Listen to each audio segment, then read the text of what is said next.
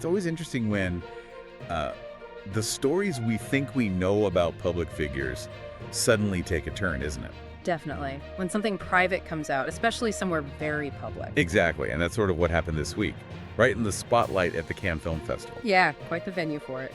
So today we're diving into the news around Mariska Hargitay. She premiered her HBO documentary. It's called My Mom Jayne at Cannes. Mm-hmm.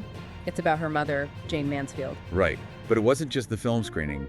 There was this announcement she made during the premiere that really made waves. Yeah, that's the core of it.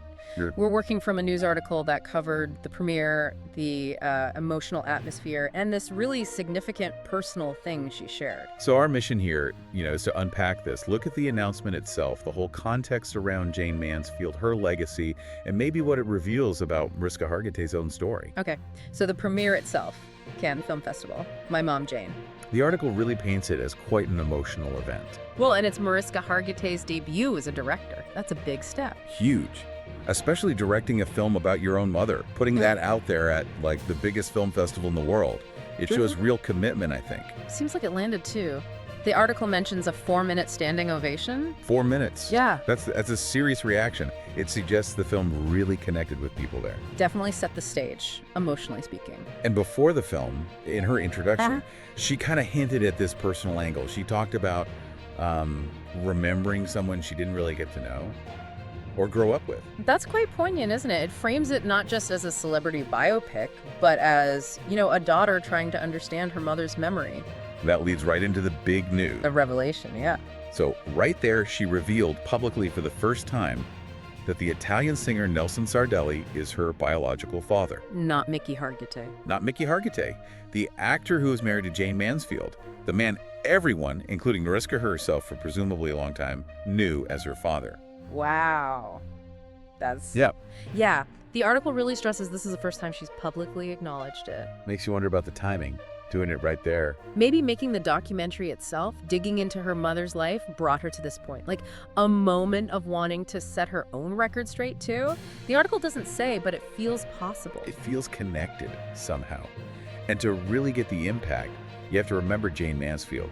The article reminds us she was this huge Hollywood presence in the 50s. Oh, absolutely. An icon, famous for films like The Girl Can't Help It, Will Success Spoil Rock Hunter? That sort of blonde bombshell image was huge back then. Yeah, she really knew how to work the publicity machine, a major cultural figure. But the article also makes a point that she was more than just the image. Right. Apparently very intelligent, talented.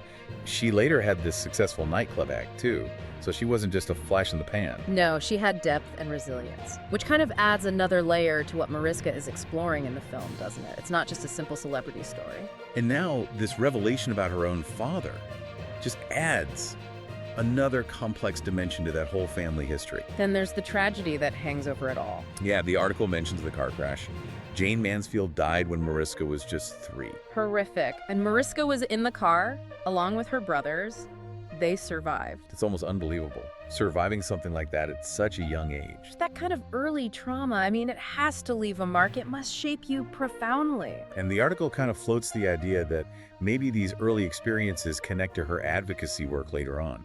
You mean with Law & Order, Yeah. SVU? Exactly. Playing Olivia Benson for over 550 episodes now? An incredible run. And that role is so focused on supporting survivors, on fighting for them. The show deals with really tough stuff. So you look at her own life, losing her mother so tragically, this complex family history now coming out, and you wonder if that informs her portrayal, her commitment to that kind of advocacy. It's hard not to see a potential connection, right? While the article doesn't explicitly state it, that character, Olivia Benson, has such deep empathy. She listens, she fights. Maybe that comes from a place of understanding hardship. It feels plausible, which sort of brings us back full circle to the documentary, My Mom Jayne. Right.